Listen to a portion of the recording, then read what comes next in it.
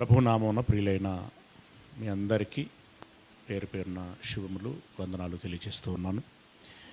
ప్రియమైనటువంటి దేవుని వారులరా, ఈరోజు మనం ధ్యానించబోయేటువంటి అంశము క్రైస్తవ్యములోనికి ఎందుకు వెళ్ళాలి.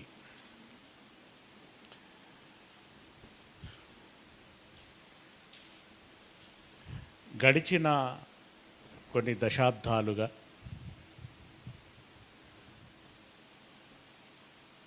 ముఖ్యంగా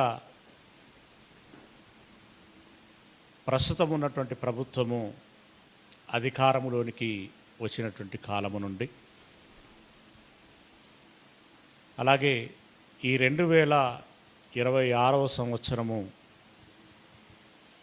ఏప్రిల్ మాసములో చోటు చేసుకున్నటువంటి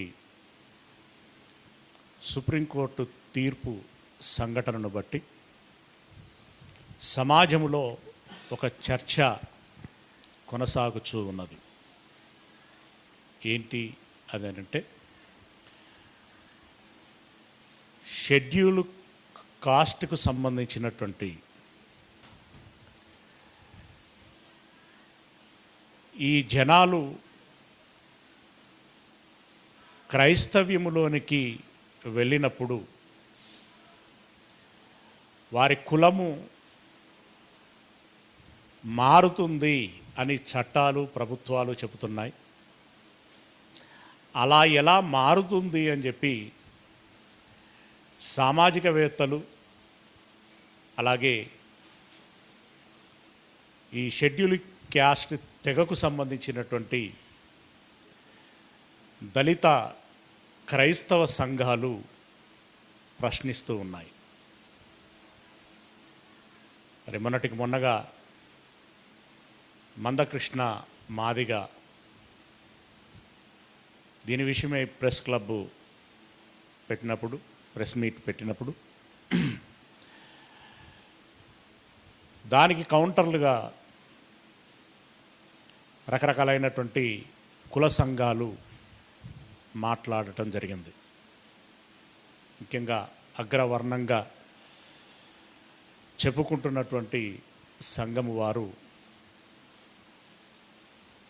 హెచ్చరిక చేస్తూ మాట్లాడటము జరిగింది. దీని విషయమై పూర్వపరాలు ఏమిటి అనేటువంటి సంగతిని మనం అర్థం చేసుకునేటువంటి ప్రయత్నం చేద్దాం.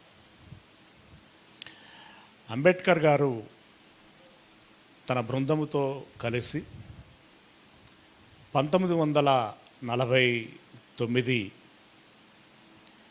నవంబరు 26వ తారీఖున రాజ్యాంగమును తయారు చేసి ప్రభుత్వానికి ఇవ్వటము జరిగింది. అది 1950 నవంబరు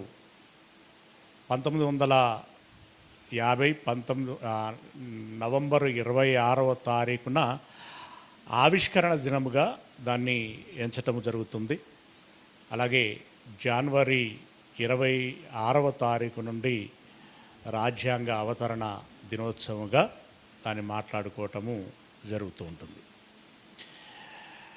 అయితే ఈ 1950 జాగ్రత్తగా గమనించండి, 1950 జనవరి 26వ తారీఖున రాజ్యాంగము అమలులోనికి వస్తే వితిన్ 8 మంత్స్లో, అంటే 8 మాసాల వ్యవధిలో ఒక కుతంత్రము జరిగింది. ఏంటి అనంటే, రాజ్యాంగ సవరణ అప్పుడే ప్రారంభిస్తూ 341 అనేటువంటి ఒక ఆర్టికల్ని సృష్టించి రాష్ట్రపతి ఉత్తర్వులు ఇవ్వటం జరిగింది. ఏమిటి అనంటే, దేశంలో ఉన్నటువంటి హిందూ షెడ్యూల్ క్యాస్ట్కి సంబంధించినటువంటి తెగవారు ఎవరైనా క్రైస్తవ్యములోనికి అలాగే ఇస్లాములోనికి వెళ్ళినట్టయితే వారి కులము రద్దవుతుంది అని నోటిఫికేషన్ జారీ చేయటం జరిగింది అధికారికంగా. ఆ కాలంలో ఇది క్రైస్తవ్యములోనికి వెళ్ళినటువంటి వారికి వర్తించింది, ఇస్లాంలోనికి వెళ్ళినటువంటి వారికి వర్తించింది, సిక్కు మతంలోనికి వెళ్ళినటువంటి వారికి వర్తించింది, బౌద్ధ మతంలోనికి వెళ్ళినటువంటి వారికి వర్తించింది. ఇక ఆ తదుపరి 1956వ సంవత్సరంలో సిక్కులు ఉద్యమం చేయటం మూలంగా వారికి ఎగ్జంప్షన్ ఇవ్వటం జరిగింది. అంటే సిక్కు మతస్థులు మతం మారినా వారి కులము మారదు అని నిర్ణయించటం జరిగింది. అంటే ఇది ఏ బేస్డ్గా నిర్ణయించారు అని అంటే, హిందూ మతములో కులాలు ఉన్నట్టుగానే సిక్కు మతములో కూడా కులాలు ఉన్నాయి గనుక వారికి హిందూ మతములో ఉన్న వివక్ష ఉంటుంది, సిక్కు మతంలోనికి వెళ్ళిన వివక్ష ఉంటుంది. కాబట్టి వారికి ఈ కుల రిజర్వేషన్ అనేటువంటిది వర్తించాలి అని చెప్పి మరలా చట్టమే నిర్ణయించింది. ఇక ఆ పిమ్మట 1990వ సంవత్సరంలో బౌద్ధ మతానికి కూడా ఎగ్జంప్షన్ ఇవ్వటం జరిగింది. అక్కడ కూడా ఇదే కారణంగా చెబుతూ, అంటే బౌద్ధంలో కూడా కులాలు ఉన్నాయి అని చెబుతూ బౌద్ధములోనికి వెళ్ళినటువంటి వారికి కుల రిజర్వేషను వర్తిస్తుంది అని చెప్పటము జరిగింది. ఇక క్రైస్తవ్యంలో కులాలు లేవు గనక, ఇస్లాంలో కూడా కులాలు లేవు గనక అక్కడ కుల వివక్ష అనేది ఉండదు. కాబట్టి వారికి కుల సంబంధమైనటువంటి రిజర్వేషను వర్తించదు అని ఈ మతాలలోనికి వెళ్ళినటువంటి వారికి ఏ విధమైనటువంటి రిజర్వేషను వర్తించదు. పైగా వారి కులము రద్దవుతుంది. మాదిగ కావచ్చు, మాల కావచ్చు, ఎరుకల కావచ్చు, ఇంకా ఈ యొక్క షెడ్యూల్లో ఎవరెవరైతే ఉన్నారో వాళ్ళందరికీ ఈ కులము రద్దవుతుంది అని చెప్పడం జరిగింది. వాస్తవానికి అలా ఉన్నదా అనంటే లేదు. మాదిగ కులస్తులు క్రైస్తవ్యములోనికి వస్తే, ఇది కొంచెం ప్రాక్టికల్గా ఆలోచించాల్సినటువంటి విషయం, క్రీస్తును బట్టి నిజమైనటువంటి క్రైస్తవ్యమును బట్టి కుల వివక్ష ఉండకూడదు. ఉంటే వారు క్రైస్తవులు కాదు, ఇది 100%. కానీ క్రైస్తవులు కుల వివక్షను పాటిస్తున్నారా లేదా అనంటే ఒక 50-60% మంది పాటించటం లేదేమో కానీ, అంటే అందరం సమానము అనేటువంటి భావనలో ఉన్నారేమో కానీ, మిగిలిన 40-50% మంది ఆ కుల వివక్షను ఇప్పటికీ చూపిస్తున్నారు. కొన్ని పట్టణాలలో, కొన్ని గ్రామాలలో రెడ్డి కులస్తులు మాత్రమే కూడుకునేటువంటి సంఘాలు ఉంటాయి, కమ్మ కులస్తులు మాత్రమే కూడుకునేటువంటి సంఘాలు ఉంటాయి. వాటిలోనికి ఇతర కులాలకు సంబంధించినటువంటి వారిని రానివ్వరు. దానిని నేరుగా చెప్పకుండా వేరువేరు సాకులతో మెట్టికి వారు ఆ చర్చి గుమ్మం తొక్కకుండా చేస్తారు. పోనీ తక్కువ కులపు వారిని ఎక్కువ కులపు వారు ఇలా వివక్ష చూపిస్తున్నారనుకుంటే ఈ తక్కువ కులపు వారిలోనైనా ఐక్యత ఉన్నదా, మేమందరం సమానము అనేటువంటి భావన ఉన్నదా అనంటే నవ్వేవాడి ముందు బోర్ల బొక్కల పడ్డట్టుగా మీరు మాదిగోళ్ళు, మేము మాలోళ్ళం, మేమెక్కువ మీరు తక్కువ అని వీళ్ళు కూడా పోట్లాడుకోవటం అనేటువంటి జరుగుతుంది. మీకు ఇదివరకు చాలాసార్లు చెప్పాను, చాలా గ్రామాలలో మాదిగ క్రైస్తవ సంఘము ఉంటుంది ఒక వీధిలో, మరొక వీధిలో మాల క్రైస్తవ సంఘము ఉంటుంది. గుంటూరు జిల్లాలో నేను వెళ్ళినటువంటి తాళ్ళపూడే సంథింగ్ ఏదో గ్రామం ఉంది. ఆ 2 చర్చిలకి పాస్టర్ ఒకడేనంట, కానీ సంఘాలు మాత్రం వేరు. వారు ఎందులోనికి రారు, వీరు అందులోనికి రారు. ఎందుకు ఈ వివక్ష? ఒకటి కారణం, మాల మాదిగ. క్రైస్తవ్యంలో మాల మాదిగ సంఘాలు ఉంటాయా? కమ్మ రెడ్ల సంఘాలు ఉంటాయా? ఉండకూడదు కదా. అంటే ముందు ఎవరికి బుద్ధి లేదు? క్రైస్తవులకు బుద్ధి లేదు. మొదటగా మనం గమనించాల్సినటువంటి విషయం. మొదటి నుండి కూడా ఈ కులము అనేటువంటి ఈ గజ్జి ఇదొక అంటువ్యాధి. ఒకరి నుండి ఒకరికి శరీరములో జీన్స్ ఎలాగనైతే వారసత్వంగా వస్తూ ఉంటాయో, ఈ కులము అనేటువంటి గజ్జి కూడా వారసత్వంగా అలా కొనసాగుతూ వస్తున్నది. మేము అగ్రవర్ణాల వారము, మేము ఎక్కువ కులస్తులము, వారు తక్కువ కులస్తులు అనేటువంటి భావన ఇది కొనసాగుతూ వస్తున్నది. దురదృష్టవశాత్తు కొన్ని సంఘటనలు, కొన్ని సందర్భాలలో మనకి ఏంటంటే పుట్టి పెరిగినటువంటి వాతావరణాలను బట్టి ఉండేటువంటి జాడ్యం ఏదైతే ఉంటుందో ఆ గుణానికి సంబంధించినటువంటి దాన్ని కూడా కొనసాగిస్తున్నటువంటి వారు ఉన్నారు. చాలామంది మారుతారు, విషయమంతా మార్చుకుంటారు, మంచివారుగా ఉంటారు, మంచి గుణము మంచి లక్షణాలు కలిగి ఉంటారు.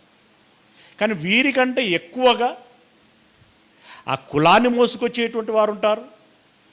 కొన్ని కులాన్ని పక్కకు పెడితే ఆ వాతావరణం, పూర్వపు వాతావరణం ఏదైతే ఉంటుందో దాన్ని అలాగే మోసుకొస్తున్నటువంటి వారు ఉంటారు. ఇలా పలు రకాలైనటువంటి సమస్యలు చోటు చేసుకున్నాయి. కాబట్టి క్రైస్తవ్యంలో ఐక్యత లోపించింది. ఏమండి, సిక్కులు సాధించుకున్నటువంటి రిజర్వేషను, బౌద్ధులు సాధించుకున్నటువంటి రిజర్వేషన్ను క్రైస్తవులు ఎందుకు సాధించుకోలేకపోయారు అనంటే ఈ ఐక్యత లోపించటము మూలంగానే. మొదటిది ఇది. ఇక రెండవది ఏంటి అనంటే ఇందులో 3 కోణాలు ఉంటాయి.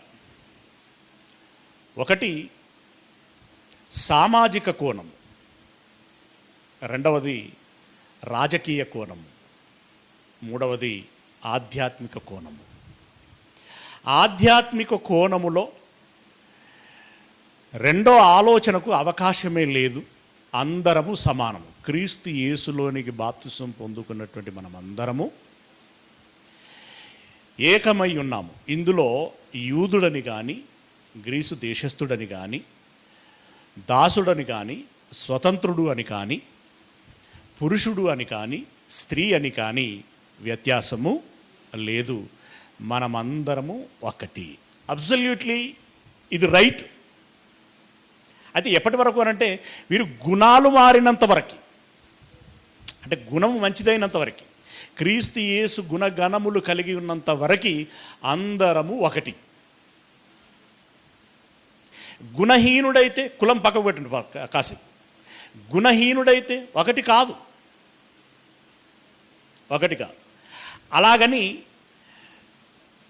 వాడిని వెంటనే వెలివేసేటువంటి ఆలోచన కూడా ఉండకూడదు.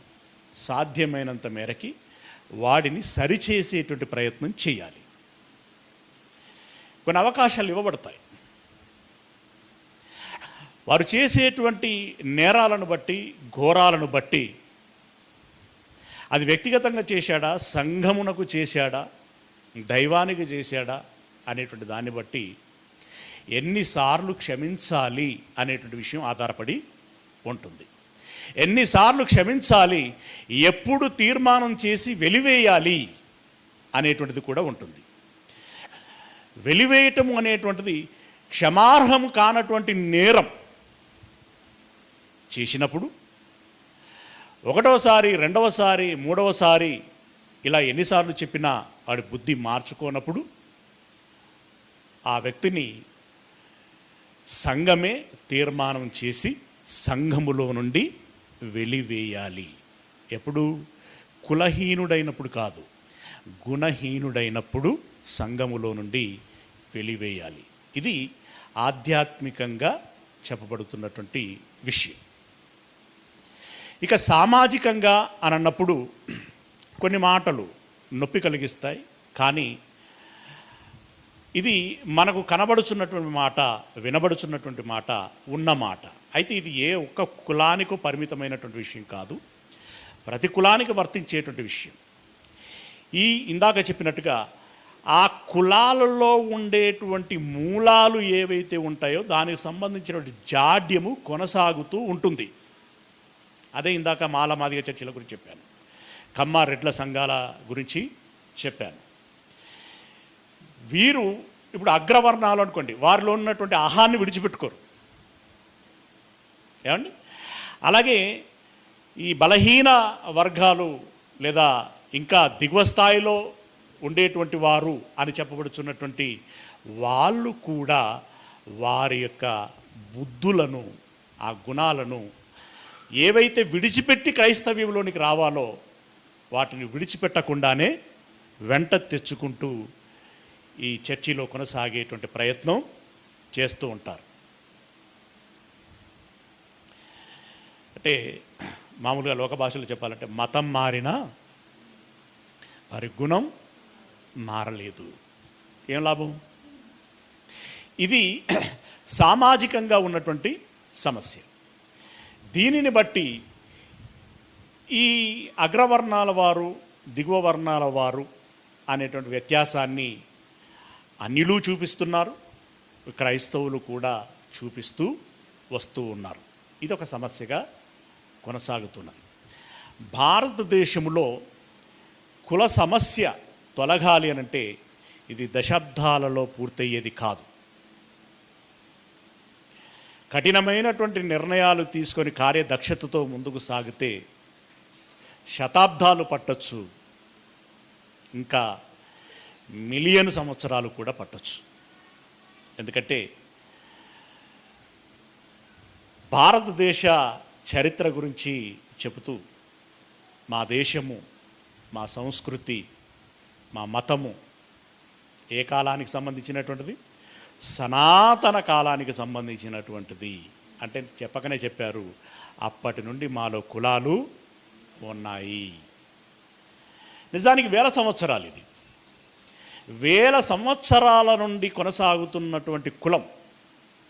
దీనిలో కుల నిర్మూలన జరగాలి అని చెప్పి ఉద్యమాలు చేసి ప్రాణాలను బలిగా పెట్టినటువంటి వారు ఎంతోమంది ఉన్నారు. ఎన్ని ప్రాణాలు పోయినా కులం మాత్రం మరలా జీవం పోసుకొని వేళ్ళు తన్నుకొని అది వటవృక్షంలా పెరిగిపోతున్నదే తప్ప అది ఆగటం లేదు. కుల నిర్మూలనకి 10 అడుగులు ముందుకు పడితే కుల పోషణకి 100 అడుగులు ముందుకెళ్తున్నది. ఈ మధ్యకాలంలో గడిచిన ఈ 10-15 సంవత్సరాల నుండి ఇక కుల నిర్మూలన వైపు దేశం వెళ్ళిపోతున్నది. ఇక సమీప కొన్ని రోజుల్లోనే, సంవత్సరాలలోనే పూర్తిగా కుల నిర్మూలన జరిగేటువంటి అవకాశం ఉన్నది అని అనుకుంటున్నటువంటి తరుణంలో మరలా రాజకీయ నాయకులు వారి స్వార్థ లబ్ధి కోసము కులాన్ని వారు ఎగదోయటం జరిగింది. కుల ప్రాతిపాదికన వాగ్దానాలు చేయటం, కుల ప్రాతిపాదికన రిజర్వేషన్లు కొనసాగిస్తాము, కుల ప్రాతిపాదికన పథకాలు ప్రవేశపెడతాము అని వారు చెప్పటం, ఇక సంబంధిత మా మతములో ఈ కులాలు ఉంటాయి అని చెప్పి మత నాయకులు ఎవరైతే ఉన్నారో వారు కులాలు ఉండాల్సిందే అని చెప్పి తెగేసి పీఠముల నుండి వారు ఆ నినాదాలని ప్రకటిస్తూ వస్తున్నారు, కులాలు ఉండాలి అని. ఇది సామాజిక కోణము. ఇందులో రాజకీయ కోణం కూడా మాట్లాడుకున్నాం. మళ్ళీ ఒకసారి రిపీట్. ఆధ్యాత్మిక కోణములో కులము ఉండకూడదు, కానీ ఆధ్యాత్మికతలో ఉన్నాము అని చెబుతూనే కులాన్ని కొనసాగిస్తున్నటువంటి వారు ఉన్నారు. ఇదొక సమస్య. రెండవది సామాజిక కోణము ఏంటంటే వారు ఏ కులము అని చెప్పబడుతున్నటువంటి దాంట్లో పుట్టి పెరిగారో ఆ పుట్టి పెరిగినటువంటి నేపథ్యాలను బట్టి దానికి సంబంధించినటువంటి ఆ లక్షణాలు, ఆ స్వభావాలు వారు అలాగే క్యారీ ఆన్ చేస్తూ వస్తున్నారు. అగ్రవర్ణాల వారు మేము అగ్రవర్ణస్తులము అని చెప్పి వారు అహాన్ని కొనసాగిస్తూ వస్తున్నారు. దిగువ వర్ణాల వారు వారిలో ఉండేటువంటి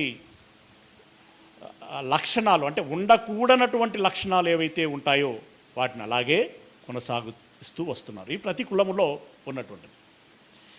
ఇది సామాజికపరమైనటువంటి అంశం. ఈ కులాల మధ్యలో ఒక కులం వారు, ఏ కులం వారు ఆ కులముతోటే బంధుత్వము కానీ లేదా వివాహ సంబంధాలు కానీ లేకుంటే ఇతరత్రమైనటువంటి ఏవైనా ఉంటే వాళ్ళు మాత్రమే చేసుకోవాలి. అగ్రవర్ణాల వాళ్ళు మాత్రమే చేసుకోవాలి. ఒకరితో ఒకరు సంబంధాలు కలిగి ఉండకూడదు అనేటువంటిది వారు మాట్లాడుతున్నటువంటి మాట. సరే, ఎత్తుగడలో ఈ మధ్యలో కులమాట గడప లోపలనట, బయటికి వస్తే ఇంటి లోపల కులం, ఇంటి బయట మతమట. అంటే ఎక్కడ ఉన్నా కూడా అది మాత్రం విడిచిపెట్టకూడదు అనేటువంటి కోణంలోనే చెప్తూ వస్తున్నారు. ఇక మూడవది రాజకీయ కోణం.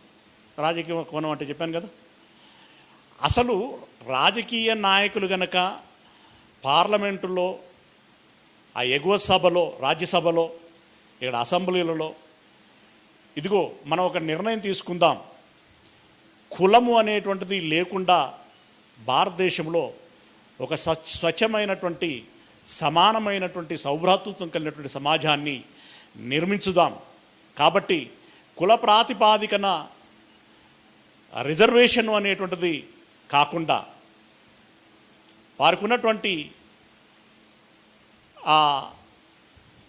ఉన్నవారు లేనివారు అనేటువంటి ఆదాయ వనరులను బట్టి ఆదాయము లేనటువంటి వారికి ప్రోత్సాహకాలు ఇచ్చుకుంటూ ఒక మంచి సమాజాన్ని నిర్మించుదాము అనేటువంటి ఆలోచనతో కాకుండా కులాలుగా వర్గీకరిస్తూ కులాల ప్రాతిపాదికన పథకాలను ప్రవేశపెడుతూ ఓట్లు రాబట్టుకోవాలి, సీట్లు గెలవాలి, అధికారంలో మేము ఉండాలి అనేటువంటి ఉద్దేశంతో వీరు రాజకీయ క్రీడ ఆడుచున్నారు. ఇది 3 రకాలైనటువంటి ఈ సమస్యలు చోటు చేసుకుని ఉన్నాయి. ఇక ఈ రాజకీయ కోణము ప్లస్ సామాజిక కోణము, ఈ రెండింటినీ రంగరించి చూస్తే స్వాతంత్రము రాకముందు సంగతి అలా ఉంచితే, స్వాతంత్రము వచ్చిన తర్వాత, స్వాతంత్రం రాకముందు కూడా అలాగే ఉంది. సరే, ఇప్పుడు అది దూరపు సంగతి కాబట్టి అలా ఉంచితే, స్వాతంత్రం వచ్చిన తర్వాత ప్రభుత్వాలు ఏర్పడటంలో అందులో ఉండేటువంటి అధికారులు, అంటే ప్రధానమంత్రులు కావచ్చు, రాష్ట్రపతులు కావచ్చు, డెసిషన్ మేకింగ్ ఎవరి దగ్గరనైతే ఉంటుందో వారు ఎవరయ్యా అనంటే అగ్రవర్ణాలకి సంబంధించినటువంటి వారు. ఇందాక మనం చెప్పినటువంటి 1950వ సంవత్సరము ఆగస్టు 10న వచ్చినటువంటి ఆర్టికల్, రాజ్యాంగ సవరణ లేదా రాష్ట్రపతి ఉత్తర్వు ఏదైతే వచ్చిందో ఆ విషయంలో కావచ్చు, అలాగే 56వ సంవత్సరంలో వచ్చినటువంటి సిక్కుల వెసులుబాటు కావచ్చు, అలాగే 90లో వచ్చినటువంటి బౌద్ధుల వెసులుబాటు కావచ్చు, వీటన్నిటి విషయంలో కీ రోలు పోషించినటువంటి వారు ఎవరు, కీలక పాత్రను పోషించినటువంటి వారు ఎవరు? ప్రియులరా, రాజ్యాంగ కమిటీకి అంబేద్కరు నాయకత్వం వహించిన ఈ రాజ్యాంగ పరిషత్ ఏదైతే ఉంటుందో దానికి అధ్యక్షులు ఎవరయ్యానంటే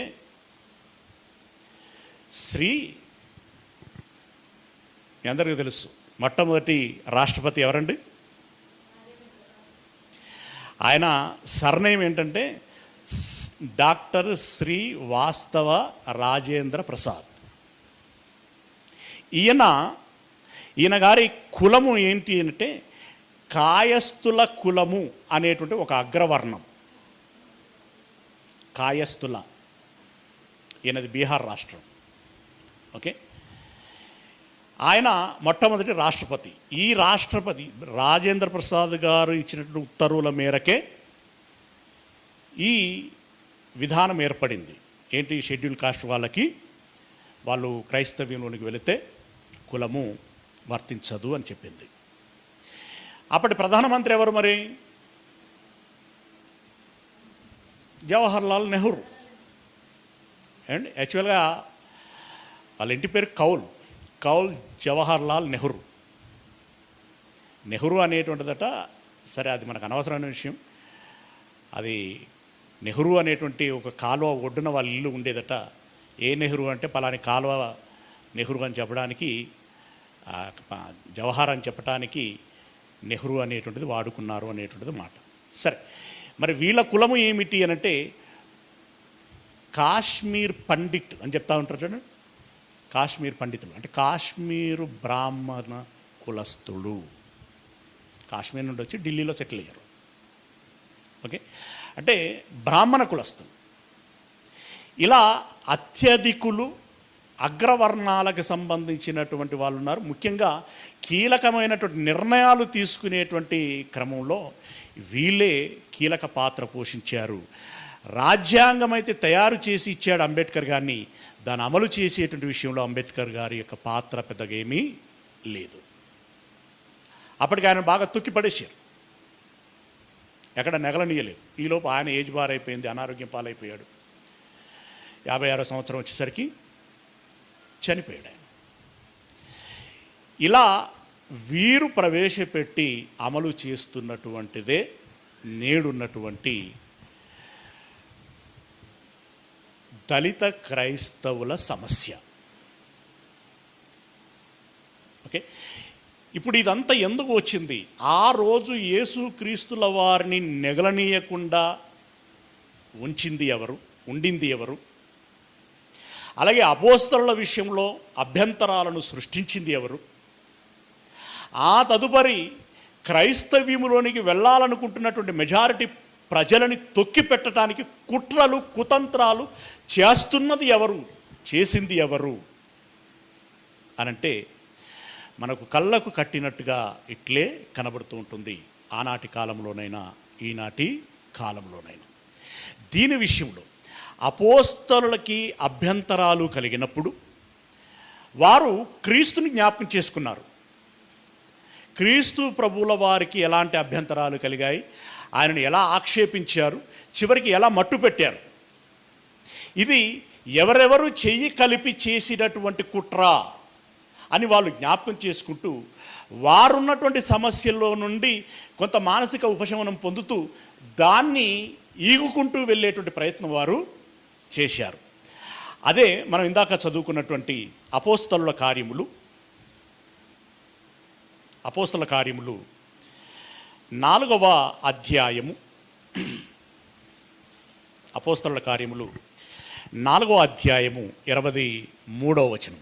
ఈ సందర్భం ఏంటంటే మరి పేతురు గారు వారి బృందము సువార్త ప్రకటిస్తున్నటువంటి సమయంలో, ముఖ్యంగా పేతురు యోహానులు శృంగారం అనేటువంటి దేవాలయమునకు వెళ్ళినప్పుడు ఒక కుంటివాడు స్వస్థత పొందుతాడు.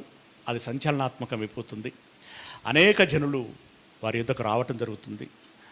వారు చెప్పినటువంటి మాటలు బట్టి వారు విశ్వసించడం జరుగుతుంది. ఇది గిట్టనటువంటి వారు ఎవరు? ఇదిగో మన మతములో నుండి క్రీస్తు మార్గములోనికి వెలుచున్నటువంటి వారు చాలామంది ఉన్నారు. ఈ ప్రభంజనం ఇలాగే కొనసాగితే చివరికి మన ఉనికి దెబ్బతింటుంది. కనుక వెళ్ళనీయకూడదు. వీరిని వెళ్ళనీయకూడదంటే వారిని బోధించనీయకూడదు అని వీళ్ళొక కుట్ర పన్నారు. ఆ విషయమే ఇక్కడ చెప్తున్నారు. ఏం చెప్తున్నారు చూడండి, 23వ వచనం. వారు విడుదల నొంది తమ స్వజనుల యొద్దకు వచ్చి ప్రధాన యాజకులను పెద్దలను తమతో చెప్పిన మాటలు అన్నిటినీ వారికి తెలిపిరి. వారు విని, అంటే ఏం జరిగింది అనేటువంటి సమస్య అంతా కూడా వచ్చి సంఘస్థులకి తెలియచేయడం జరిగింది. ఇప్పుడు సంఘస్థులు అందరూ కలిసి ఏం చేస్తున్నారట? ఏక మనస్సుతో దేవునికి ఇట్లు బిగ్గరగా మొరపెట్టిరి. ఇది బాధతో కూడినటువంటి ఆర్తనాదాలు అవి. దేవునికి వారు పడినటువంటి గోసను వల్లబోసుకుంటూ దేవునికి చేసినటువంటి విజ్ఞప్తి. నాదా, నీవు ఆకాశమును భూమిని సముద్రమును వాటిలో ఉన్నటువంటి సమస్తమును కలగజేసిన వాడవు. నీకంటే గొప్పోడెవడయ్యా? నువ్వు గీసిన గీతను దాటడానికి వీళ్ళెవరయ్యా? నువ్వు ఉండుమన్నటువంటి విధానంలో మనిషి ఉండాలి కదా. మనిషి ఎంతటి వాడు? చిన్న పురుగు లాంటి వాడు కదా. నీవు మహామహుడవు, కానీ నీ యొద్దకు నీ జనులు లేదా నీ పిల్లలు వస్తామంటే రాకుండులాగున పురుగు లాంటి వారైన వీళ్ళు కుట్రలు పన్నుతున్నారయ్యా. ఏమని? అన్యజనులు ఎలా అల్లరి చేసిరి. ఏమల్లారనుకుంటున్నావు? ఏమల్లారనుకుంటున్నారు? దేవుని సత్యవాక్యములను ప్రకటించకూడదు. ప్రవక్తలు ప్రకటిస్తే ఏం చేశారు? చంపేశారు. చంపిన వారెవరు?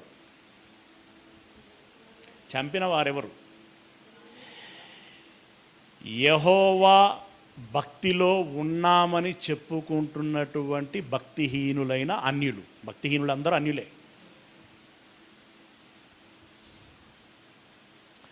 ఒక కాలం వచ్చేసరికి యూదులకు ఇశ్రాయేలీలు అన్యులయ్యారు. తెలుసు కదా మీకు. అంతకుముందు ఇశ్రాయేలు అందరికీ మిగిలిన వారు అన్యులు. తర్వాత యూదులకి ఇశ్రాయేలీలు అన్యులయ్యారు. తర్వాత యూదులలో క్రైస్తవులకి అన్యులైనటువంటి వారు ఉన్నారు. ఇప్పుడు క్రీస్తు బోధించిన బోధలో నడుస్తున్నటువంటి వారికి అన్యులు ఎవరయ్యా అంటే యూదులే. ఇంకా మీ యూదులతో పాటు మిగిలిన గ్రీసు దేశస్తులు అవుతారు, మిగిలిన అన్ని రకాలైనటువంటి ప్రజలు అవుతారు. ఇప్పుడు వాళ్ళని గురించి మాట్లాడుతున్నాడు. అన్యజనులు ఎలా అల్లరి చేసిరి. ప్రజలు ఎందుకు వ్యర్థమైన ఆలోచనలు పెట్టుకొనిరి. ఈ కులము, మతము, ఈ రిజర్వేషన్లు, ఈ రకమైనటువంటి ఆలోచనలు ఎందుకు పెట్టుకున్నారు అని అంటూ ప్రభువు మీదను, అంటే ఇక్కడ ప్రభువు అంటే దేవుడు, యెహోవా మీదను, ఆయన క్రీస్తు మీదను, అంటే ఆయన కుమారుడైనటువంటి యేసు క్రీస్తుల వారి విషయంలోనూ భూరాజులు లేచిరి. అప్పుడు యేసు ప్రభుల వారి మీద, ఇప్పుడు యెహోవా మీద లేచింది ఎవరు? యెహోవా మీద లేచింది ఎవరయ్యానంటే, ఒకానొక కాలంలో మహాసామ్రాజ్య అధినేతలు లేచారు. అంతకుముందు కాలంలో ఇశ్రాయేలుల రాజులే లేచారు యెహోవాకు విరుద్ధంగా. ఇప్పుడు దానికి ఆహాబు ఉన్నాడు అనుకోండి. ఆహాబు ఎవరు? ఇశ్రాయేలీయుడు. కానీ ఆయన విడిచిపెట్టింది ఎవరిని? సేవించింది ఎవరిని? యెహోవాను విడిచిపెట్టాడు, అన్యమైనటువంటి వాటిని సేవించాడు. అంటే ఇప్పుడు ఆహాబు దేవునికి వ్యతిరేకంగా లేచినట్టే కదా. అప్పుడు భార్యాభర్తలు కలిసి ఏం చేశారు? యెహోవాను సేవించేటువంటి భక్తులను చంపేశారు, బోధకులని ప్రవక్తలని మట్టుపెట్టారు. ఇక సామాన్య జనులు వారు నోరు మెదపలేనటువంటి పరిస్థితి. నోరు మెదపకపోగా రాజుగారి ఆజ్ఞ మేరకు వాళ్ళు ఏం చేయమంటే అది చేసినటువంటి పరిస్థితి. ఈ ప్రవక్తలను చంపినటువంటి రాజ్యంలోని సైనికులు ఎవరు? ఇశ్రాయేలీలే. అయితే వారు దేవుని మీదికి లేచారు. ఎవరితో కలిసి? రాజులతో కలిసి. అదే మాట ఇక్కడ అన్నాడు. ఏమన్నాడు? క్రీస్తు మీదను భూరాజులు లేచిరి. అదప్పుడు మరి యెహోవా పట్ల లేచినటువంటి సందర్భాలు అలాంటివి అనేకం ఉన్నాయి. అలాగే యేసుక్రీస్తుల వారి విషయంలో లేచిన వారెవరు? ఇంత జరుగుతూ ఉంటే, ఇంత సంచలనాత్మకంగా సమస్య ఉన్నప్పుడు కైసరు యుద్ధ నుండి ఏదైనా ఉత్తర్వు వచ్చిందా? రాలేదు. పైగా హేరోదు పిలాతులు చివరికి ఏం చేశారు? మెజారిటీ ప్రజలను సంతోషపరచులాగున క్రీస్తును మరణమునకు అప్పగించారు. వారిని ప్రభావితం చేసింది ఎవరు? మత పెద్దలు. మత పెద్దలకు అంత బలం ఎలా వచ్చింది? సామాన్య ప్రజలు. అంతే, ఒకరిని బట్టి ఒకరికి ముడిపడి ఉంటుంది. ఇలా మత పెద్దలు, భూరాజులు, ప్రజలు వీళ్ళందరూ ఆనాడు యెహోవా మీదికి లేచారు. ఆ తర్వాత యేసుప్రభుల వారి మీదికి లేచారు. తర్వాత అపోస్తలుల మీదికి లేచారు. ఇప్పుడు మన మీదికి లేస్తున్నారు. అంతే. ఇప్పుడు ఈరోజు మతోన్మాదులకు ఇంత బలం ఎలా వచ్చింది? ప్రభుత్వాల అండదండలతోటి కదా, ప్రభుత్వాల ప్రోత్సాహంతో కదా. అంటే ఇప్పుడు ఈ మతోన్మాదులు ప్రభుత్వాలు అయ్యాయన్నమాట, కలిసిపోయారు. వారందరూ కలిసి ప్రభు శిష్యులైనటువంటి క్రైస్తవుల మీద పడుతున్నారు. ఇప్పుడు వీళ్ళ కుట్ర ఏంది? క్రైస్తవ్యం పెరగకూడదు, మన వారు తగ్గకూడదు, వారు పెరగకూడదు. అలా పెరగకూడదంటే సామవేద దండోపాయాలు అంటారు కదా. ముందు వద్దు అంటారు, భయపెడతారు. పేతురుని భయపెట్టారు కదా, ఇక మీదట ఎప్పటికీ మీరు బోధించకూడదు అని కొట్టి పంపించారు. ఒకసారి బెదిరించారు, ఇంకొకసారి కొట్టి పంపించారు, ఆ తర్వాత చంపేశారు. అంటే నయానా భయానా ఏదో ఒక రకంగా మనుషులని మారనీయకూడదు, మంచి వైపు వెళ్ళనీయకూడదు. దీని వెనకాల చాలా కుట్ర, చాలా మోసం. వీళ్ళందరి వెనకాల ఉన్నటువంటి వాడు భ్రష్టుడు, సాతాను. అయితే మిషనరీలు భారతదేశానికి వచ్చిన తర్వాత భారతదేశంలో ఉన్నటువంటి పేదరికాన్ని బట్టి, మన వాళ్ళు ఏదో గొప్పలు చెప్పుకుంటూ ఉంటారు, మన దేశంలో ఇంత సంపద ఉండే, అంత సంపద ఉండే, ఉన్నది కానీ దాన్ని వాడుకునేటువంటి తెలివులు లేవు. ఆ వనరులన్నీ అందరికీ అందనిచ్చేటువంటి వారు కాదు. రాజ్యాధికారాలు వీళ్ళే చేయాలి, రాజులు వీళ్ళే, పలాని వాళ్ళే కావాలి, వ్యాపారం పలాని కులస్తులే చెయ్యాలి, ఏమండి, వ్యవసాయం పలాని కులస్తులే చెయ్యాలి, మిగిలిన వాళ్ళందరూ వీళ్ళకి ఈ మూడు వర్గాల వారికి ఊడిగం చేయాలంటే వెట్టి చాకిరి, దాస్యం, బానిస బ్రతుకులు. ఏదో గొప్ప గొప్ప మాటలు చెప్తూ ఉంటారు, కానీ భయంకరమైనటువంటి జీవితం భారతదేశ సామాన్య ప్రజలది. అలాంటి తరుణంలో వచ్చినటువంటి మిషనరీలు ఇక్కడి ఆకలి కేకలు విన్నటువంటి వారు, కడుపు మాడిపోతున్నటువంటి దృశ్యాలను చూసినటువంటి వారు, దీనికంతటి కారణం విద్యా విహీనము అని తెలిసినటువంటి వారు ఒక అభిప్రాయానికి వచ్చారు. వీళ్ళకి నిత్యదేవుడు సత్యదేవుని గురించి తెలియచేయాలి, కానీ మనం చెప్పిందో వినాలంటే, అంత ఓపిక ఉండాలంటే ముందు వీరి కడుపు నింపాలి. అలాగే ఆలోచన శక్తి రావటానికి, మానసిక చైతన్యము రావటానికి విద్యను అందించాలి, ఆరోగ్యమును ఉంచటానికి వైద్యమును అందించాలి అని చెప్పి వారు సేవా దృక్పథంతో వారు 10 పైసలు ఇక్కడ ఖర్చు పెట్టి వెళ్ళారే తప్ప 10 పైసలు దోచుకొని వెళ్ళలేదు. ఇక్కడ భారతీయులకు ఒక క్లారిటీ మిస్ అయింది. క్లారిటీ తెలిసిన వాళ్ళు కూడా దాన్ని పక్కతో పట్టించేటువంటి ప్రయత్నం చేస్తున్నారు. భారతదేశానికి దోచుకోవటానికి వచ్చినటువంటి బ్రిటిషర్లు ఉన్నారు, ఏకీభవిస్తాం. వారెవరు అనంటే రాజకీయ నాయకులు, ప్రభుత్వ పెద్దలు. ప్రభుత్వం, బ్రిటిష్ ప్రభుత్వం భారతదేశాన్ని దోచుకున్నది, ముమ్మాటికి దోచుకున్నది. అందులో మరొక మాట ఏమీ లేదు. ఇందులో క్రైస్తవ సమాజం అంతా కూడా ఏకీభవిస్తుంది యావత్తు భారతీయులతో. కానీ మిషనరీలు అలా కాదండి. అసలు కొంతకాలం వరకు మిషనరీలను భారతదేశానికి రాకుండా బ్రిటిష్ ప్రభుత్వం కట్టడి చేసింది. ఇది చాలామంది మాట్లాడరు, వాళ్ళకు తెలుసు. తెలియక కొంతమంది మాట్లాడతారు, తెలిసిన వాళ్ళు కూడా ఈ మాటను మరుగుపరిచి మాట్లాడుతూ ఉంటారు. గంపగుత్తగా బ్రిటిషర్లు దోచుకున్నారు, విద్యా వైద్యం బట్టా పొట్ట అని చెప్పి ఏదో సేవ చేస్తున్నామని చెప్పి సేవ ముసుగులో మతాన్ని మార్చారు. ఏ అధికారి మార్చాడండి? కాదు, పరిచారకులైనటువంటి వారు, అంటే ఒకలో ఇద్దరో ప్రభుత్వంలో ఉన్నటువంటి వారు కూడా దైవభక్తులై ఉన్నటువంటి వారు ఉన్నారు. వాళ్ళు చాలా రేరు. వారి ఇన్ఫ్లుయెన్స్ కొంత మేరకి, కానీ ఎక్కువగా ప్రభావితం చేసినటువంటి వారు ప్రత్యేకంగా సేవ చెయ్యాలి అని వచ్చినటువంటి మిషనరీలే. వారు ఈ ప్రజలకి కావలసినటువంటి కనీస అవసరాలను తీరుస్తూ, దేవుని గురించి తెలియచేస్తూ, దేవుని సన్నిధిలోనికి నడిపించేటువంటి ప్రయత్నం చేశారు. ఆ క్రమంలో మొట్టమొదటగా ఆకర్షితులైనటువంటి వారు ఎవరయ్యా అనంటే, ఎవరు ఆకర్షితులు అవుతారు? సహజంగానే ఎవరైతే ఇక్కడ కనీస అవసరాలు తీరక అలమటించిపోతున్నారో వారికి వాళ్ళు అందించిన ప్రేమను బట్టి ఆ మనుషులు మంచివారు అనిపించారు. వారి పద్ధతులు మంచివి అనిపించినాయి, వాళ్ళ విధానం మంచిది అనిపించింది. అయినప్పుడు సహజంగానే వాళ్ళకి అర్థమైనా కాకపోయినా జనరల్గా వారికి అర్థమైనటువంటి విషయం ఏంటంటే, వీళ్ళు ఇంత మంచివారుగా ఉన్నారంటే వీళ్ళు చెప్పేటువంటి దేవుడు కూడా అంతే మంచివాడై ఉంటాడు.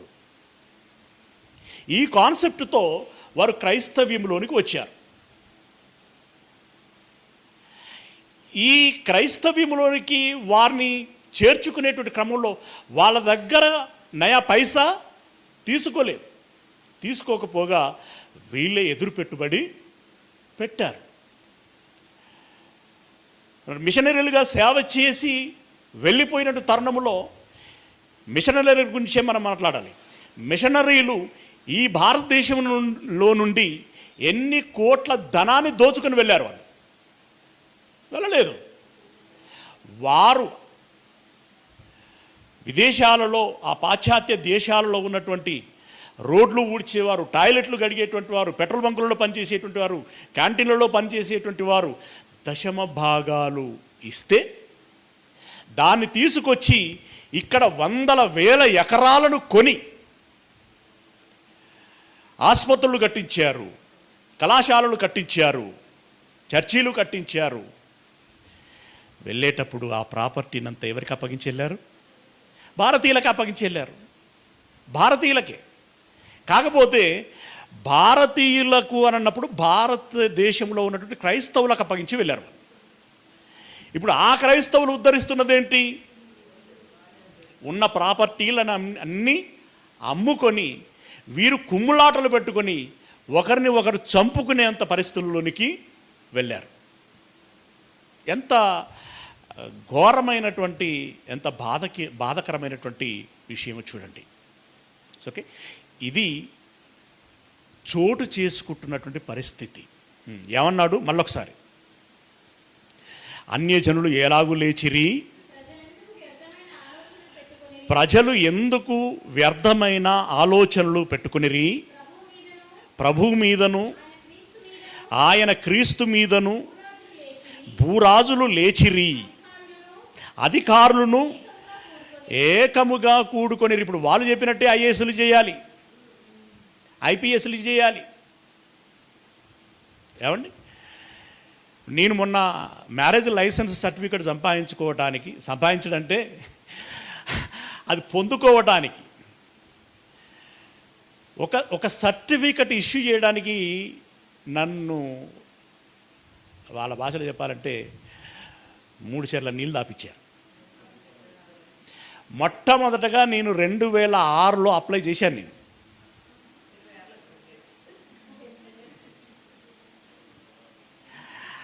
అయితే ఆ సంవత్సరం అంతా తిరిగాను. తిరిగి యాస్ట్ వచ్చి నేనే డ్రాప్ అయిపోయాను. అంటే వాళ్ళు నన్ను ఓడగొట్టినట్టే కదా. అప్పుడు కలెక్టర్ శాలిని మిశ్రా, కలెక్టర్ కాదు సారీ, ఐపీఎస్ అధికారి శాలిని మిశ్రా, సౌమ్య మిశ్రా ఉంటుంది. ఓకే, అసలు ఆమెను కలుసుకోవడానికి కూడా అవకాశం దొరకలేదు నాకు. మధ్యలో వీళ్ళే అడ్డుబండలు. ఎందుకు అనంటే ప్రభుత్వ జీవోలో అలాగ లేదు. అరే కనీసం నేను మారినట్టుగా నన్ను అయ్యానంటే ఇవ్వలేము.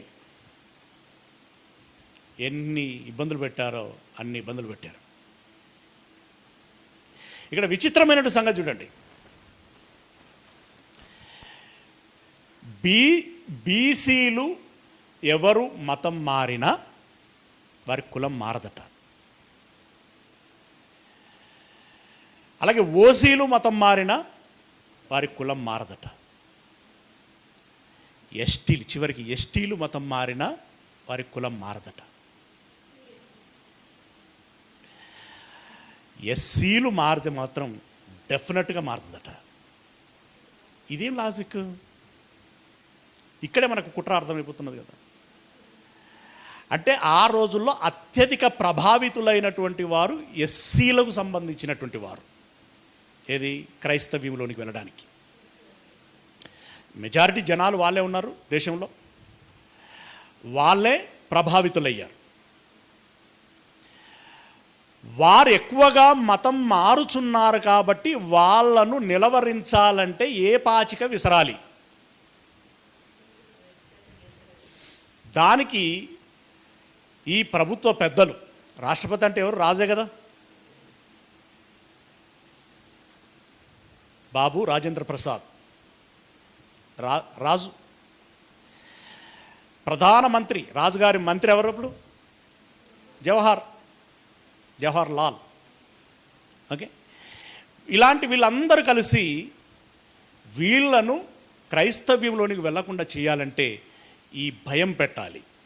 మీరు క్రైస్తవ్యంలోనికి వెళ్తే మీ కులం పోతుంది, కులం పోతే రిజర్వేషన్ పోతుంది అన్నప్పుడు ఈ రిజర్వేషన్లకు భయపడి చాలామంది ఆగటానికి అవకాశం ఉంటుంది అని అనుకున్నారు.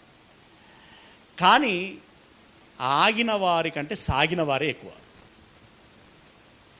క్రైస్తవ్యంలోనికి వచ్చారు. కానీ క్రైస్తవ్యంలోనికి వచ్చినటువంటి వీరు మామూలుగానైతే రాజ్యాంగం ప్రకారం వారి కులాన్ని మార్చుకోవాలి. మేము ఎస్సీలం కాదు బీసీలము అని చెప్పుకోవాలి. కానీ వాళ్ళలో కూడా కొంత చైతన్యం వచ్చి మారితే అందరికీ మారాలి, ఎస్సీలకు మాత్రమే ఎందుకు మారాలి అని చెప్పి వాళ్ళు కొన్ని ఉద్యమాలు చేసుకుంటూ వస్తున్నారు. ఇప్పటికీ జరుగుతున్నది. సర్టిఫికెట్లు మార్చుకోకుండా అలాగే కొనసాగుతున్నటువంటి వారు ఉన్నారు. అయితే మొన్న వచ్చినటువంటి కోర్టు తీర్పును బట్టి ఎప్పుడైతే మీరు క్రైస్తవ ఆచారాన్ని పాటిస్తారో ఆటోమేటిక్గా మీ కులము సస్పెండ్ అయిపోతుంది. అంటే ప్రత్యేకంగా నాకు బీసీసీ ఇవ్వలేదు, నాకు ఇంకా ఎస్సీ సర్టిఫికేటే ఉన్నది, ఇలాంటివి ఏమి చెల్లవు, అది ఆటోమేటిక్ సిస్టమ్ అని చెప్పి సుప్రీంకోర్టు తీర్పిచ్చింది. అంటే ఇప్పుడు ఎవరెవరు కలిశారు? రాజులు కలిశారు, న్యాయమూర్తులు కలిశారు, మతోన్మాదులు కలిశారు. ఇప్పుడు వీళ్ళందరితో పాటు జనాలలో కూడా ఒక ఊపు ఊగుతున్నది. ఎక్కడికక్కడ నిలదీస్తున్నారు. గర్వాపసి పేరట. ఎలా గర్వాపసి చేస్తున్నారండి? సత్యం చెప్పా, బ్లాక్మెయిల్ చేసి మీరు అందులోనికి వెళ్తే రేషన్ కార్డు కట్ చేపిస్తాం, మీ కుల సర్టిఫికెటు తీసేపిస్తాం, మీ పిల్లల చదువులు దెబ్బతింటుంది, వాళ్ళకు ఉద్యోగాలు రావు, మీ కుటుంబం అంతా దెబ్బతింటుంది, పైగా మా గ్రామాలలో మిమ్మల్ని కంట్లో పెట్టుకుంటాం. ఎప్పటికైనా మీ సంగతి చూస్తాం, అవసరమైతే గ్రామ బహిష్కరణ చేస్తాం అని భయపెట్టడము జరిగింది. అప్పటి నుండి ఇప్పటి వరకు ఒక భయంతో ఆపేటువంటి ప్రయత్నం చేస్తున్నారు. ఇది యేసు ప్రభుల వారి కాలంలో ఒక సంఘటన మనం జ్ఞాపకం చేసుకుంటే, అతడు పుట్టుగుడ్డువాడైనటువంటి వాడికి స్వస్థత చేశాడు. స్వస్థత చేసినప్పుడు వాడిని అడిగారు, నీకు ఎలా స్వస్థత కలిగిందంటే, ఎవరో ఒక ఆయన, ఎందుకంటే అప్పుడు గుడ్డ ఆయన కదా ఆయన నేను చూడలేదు, కానీ ఆయన నాకు ప్రార్థన చేసి నువ్వు వెళ్ళి పలానా చోట నీ కళ్ళు కడుక్కో చూపు వస్తుంది అని అన్నాడు. ఆ ప్రకారంగా నాకు వచ్చింది. ఎవరో మరి నీకు స్వస్థత చేసింది? ఆయన ఎవరో నాకు తెలియదు. మళ్ళీ అడుగుతారు, అరే ఇంతకన్నా అడుగుతున్నారు, మీరు కూడా ఆయనను వెంబడించాలనుకుంటున్నారా అని చెప్పేసి ఆయన ఏదో చమత్కారంగా మాట్లాడాడు. అయితే ఇలా కాదు అని చెప్పి వాళ్ళ అమ్మా నాన్నల దగ్గరికి వచ్చారు. వాళ్ళ అమ్మా నాన్నల దగ్గరికి వచ్చి, మీ కుమారుడికి కళ్ళు ఎలా వచ్చాయి అంటే చూపు ఎలా వచ్చింది అని అడిగారు. ఎందుకు ఇంత ఇంట్రెస్ట్ అని అంటే, వీళ్ళెవ్వరూ కూడా క్రీస్తు మూలముగా వచ్చింది అని చెప్పకూడదు. వచ్చింది అని చెప్పారనుకోండి, మిగిలిన జనాలు ఆటోమేటిక్గా ఇన్ఫ్లుయెన్స్ అవుతారు. అలా ప్రభావితం కాకూడదు అంటే యేసు అనేటువంటి మాట బయటికి రాకుండా కుక్కాలి. గనుక వీళ్ళను భయపడుతూ ప్రజలందరి ముందు యేసు మూలముగా కాదు అని చెప్పించడానికి ప్రయత్నం చేస్తున్నారు. ఆ క్రమంలో వాళ్ళ అమ్మ నాన్నల దగ్గరికి వచ్చారు. మీ కుమారునికి ఎలా స్వస్థత కలిగింది, ఎలా చూపు వచ్చింది అని అంటే, వాళ్ళ అమ్మా నాన్నలు మాట్లాడినటువంటి మాటలు ఒకసారి చూద్దాం. యోహాను సువార్త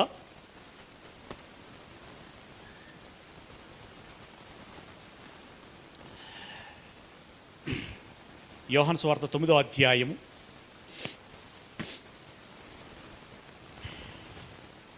21-22 వచనాలను చూద్దాం. ఇప్పుడు వీడు ఎలాగు చూచుచున్నాడో ఎరగము, ఎవడు వీని కన్నులు తెరిచెనో అది మేము ఎరగము.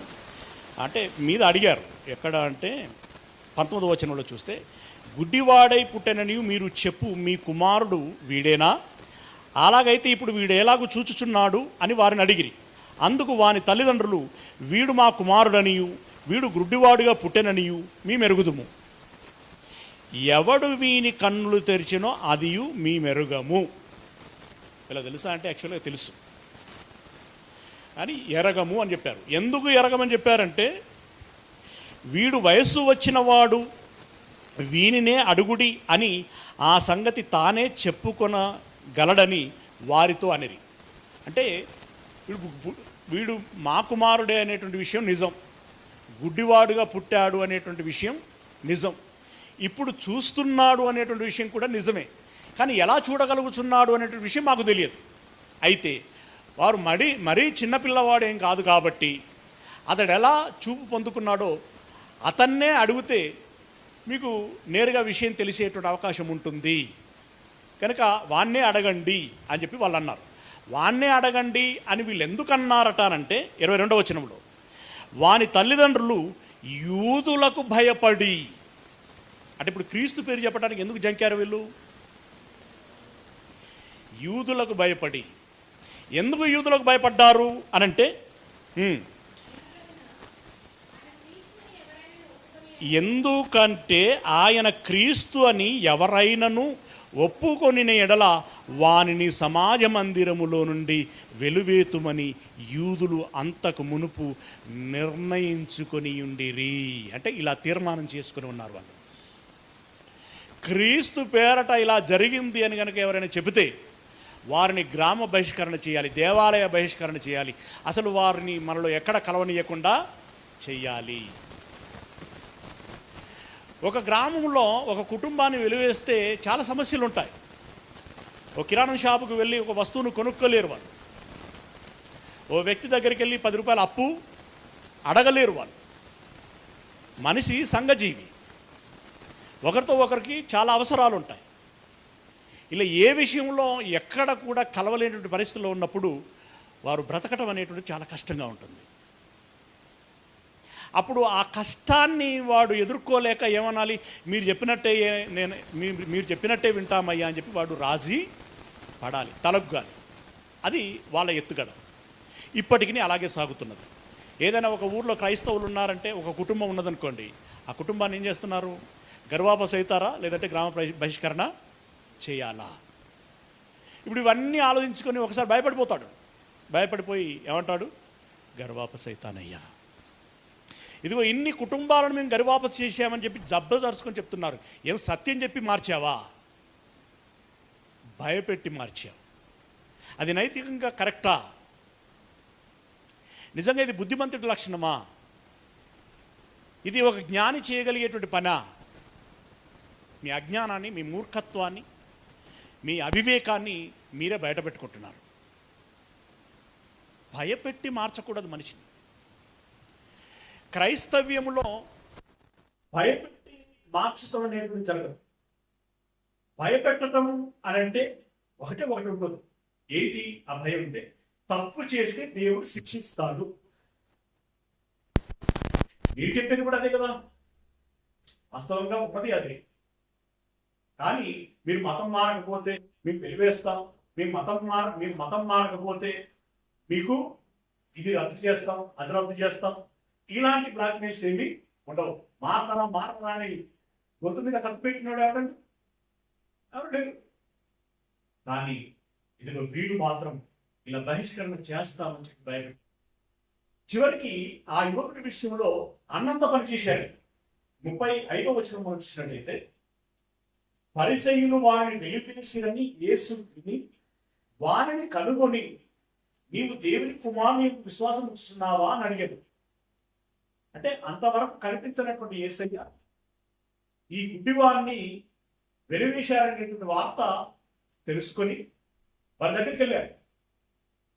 వారి దగ్గరికి వెళ్ళి, నీవు యేసుని ఎరుగుదువా అని చెప్పేసి అడిగాడు. ఆయన ఎందుకు విశ్వాసం వస్తున్నావా అని చెప్పేసి అడిగాడు. అప్పుడు వాడన్నాడు, విశ్వసించడానికి యేసు ఎవరు అని చెప్పేసి ఆయన అడిగాడు. ఎందుకంటే అతను చూడలేదు కాదు. అప్పుడు ప్రభువా, నేను ఆయన ఎందుకు విశ్వాసం ఉంచుటకు ఆయన ఎవడని అడగగా, యేసు, నీవు ఆయన చించుచున్నావు, నీతో మాట్లాడుచున్న వాడు ఆయన్ని అనేవాడు. అంటే గ్రామ లేదా దేవాలయ సమాజ బహిష్కరణ అనేటువంటిది ఆయుధంగా అప్పుడు వాడారు, ఇప్పుడు కూడా వాడుచునే. ఇప్పుడు డైరెక్ట్ గా చెప్పేటువంటి మాట ఏంటంటే, ఎస్సీలు మతం మారితే వారి కులము రద్దవుతుంది, కులము రద్దవుతే రిజర్వేషన్లు పోతాయి. మరి ఇది ప్రభావితం చూపించదా అంటే డెఫినెట్గా చూపిస్తుంది. ఇంకా మారినటువంటి వారు ఎవరైనా ఉన్నారు అంటే ఈ క్లాసును బట్టి గర్వాపస్ ఎవరైనా అవుతున్నారా అంటే అవుతున్నారు ఈ క్లాసును బట్టి. క్రైస్తవులు అవి కూడా బయటకు చెప్పుకోలేనటువంటి వారు ఎవరైనా ఉన్నారా అంటే ఉన్నారు. దేనికి అంటే ఈ క్లాసును బట్టి. పిల్లరా, ఇది ఆనాటి నుండి ఈనాటి వరకు కొనసాగుతున్నటువంటి ఒక భయంకరమైనటువంటి ఇకపోతే ఎంతో కొంత క్రైస్తవుల మీద సానుభూతితోటే కొంతమంది మేధావులు, కొంతమంది ఈ పత్రికా మీడియా రంగానికి సంబంధించినటువంటి వారు, కొంతమంది విద్యావేత్తలు ఏమని మాట్లాడుతున్నారు అంటే,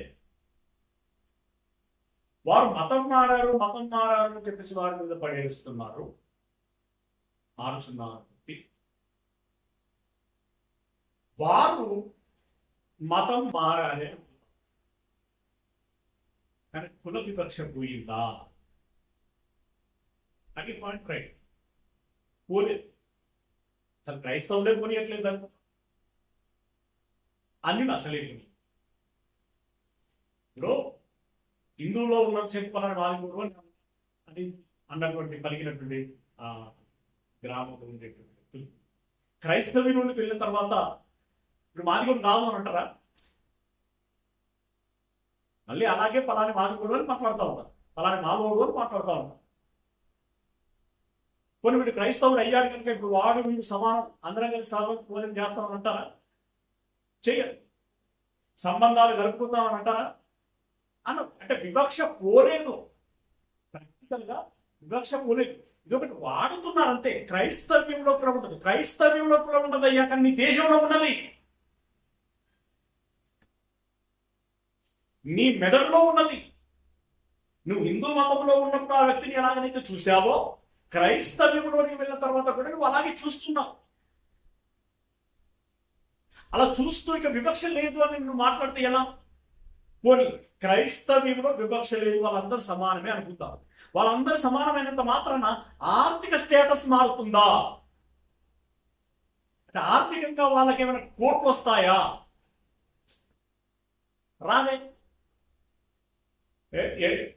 ఎక్కడైనా వస్తాయేమో అని చెప్పి కూడా ప్రస్తుతం ఉన్నటువంటి గవర్నమెంట్ వాటిని కూడా కనీసం ఎవరికి, ఈ పిల్లలకి, అనాథాశ్రమాలకి, వీటికి వాటికి కొన్ని ఫండ్స్ వస్తూ ఉండేవి, వాటిని కూడా కోతలు పెట్టేశారు.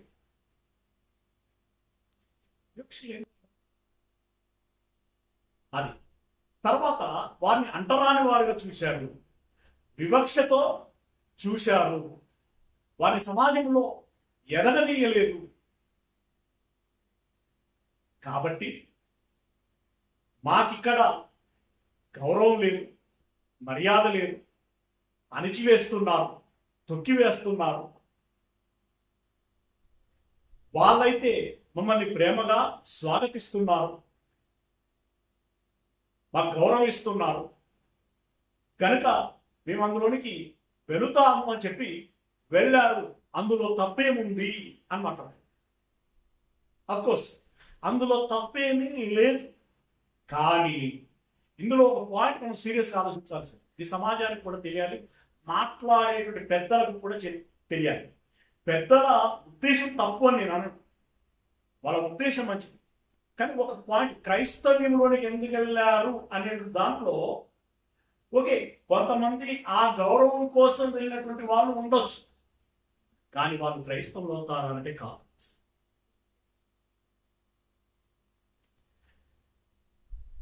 సమాజ గౌరవం కోసమనో, ఇక్కడ వివక్ష చూపిస్తున్నారనో, అణిచివేస్తున్నారనో, ఇంకో కారణమో ఆ కారణాలను బట్టి క్రీస్తుని నమ్ముకున్నాము అనంటే, క్రైస్తవ్యంలోనికి వెళ్ళాము అనంటే అది క్రైస్తవ్యం కాదు. క్రీస్తు అలా రమ్మని చెప్పలేదు. ఈ మాట మనం ఎంత చూస్తాం? కొరింథీయులకు రాసిన మొదటి పత్రిక 15వ అధ్యాయం 19వ వచనం. కొరింథీయులకు రాసిన మొదటి పత్రిక 15వ అధ్యాయం 19వ వచనం. ఈ జీవిత కాలం మట్టుకు మాత్రమే మనం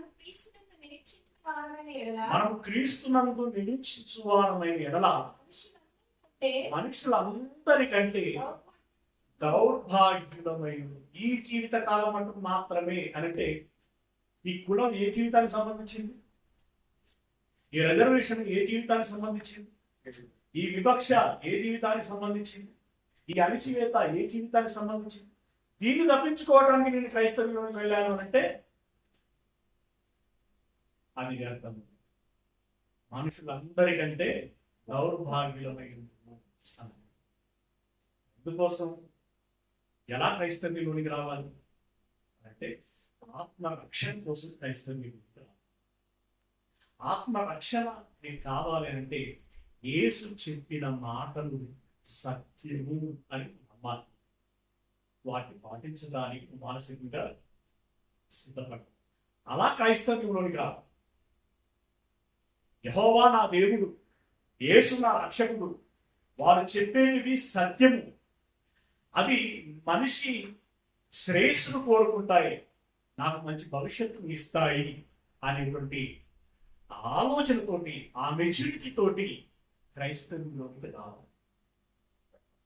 అయితే ఈ పెద్దలు ఓకే అణచివేసినందుకు, చిన్న చూసినందుకు, వారిని దేవాలయంలోనికి రానివ్వనందుకు, వారి చర్చలోనికి ఆహ్వానించారు గనక, అక్కడ గౌరవం ఇచ్చారు గనక, అక్కడ వారిని కలుపుకున్నారు గనక వెళ్ళారు.